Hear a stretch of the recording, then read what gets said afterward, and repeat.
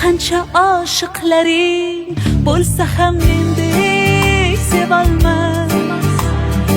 Ko'ngil istar bir o'zingni, boshqa o'rning bosolmas. Yozay desam ojiz qalam, ta'rifinga so'z topilmas.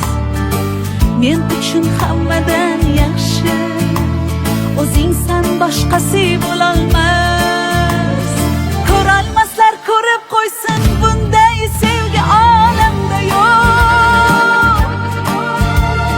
Yulduz to'la tun aytsin, bunday go'zal dunyoda yo'q. Shirin so'zlaringga menday telba oshiq boshqa yerda yo'q. Devonangman devona, manday devona, ishon boshqa yo'q, ishon boshqa yo'q. Ko'rolmaslar ko'rib qo'ysin, bunday sevgi olamda yo'q.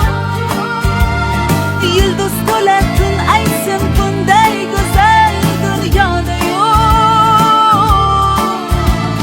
Shirin so'zlaringga menday telba oshiq boshqa yerda yo'q. Devonangman devona, manday devona, ishon boshqa yo'q, ishon boshqa yo'q.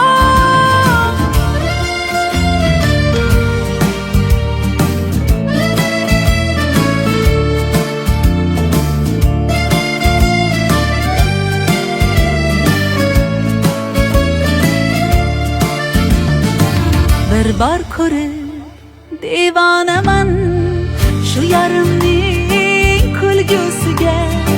She'r desangiz g'azal yozay menga bo'lgan sevgisiga.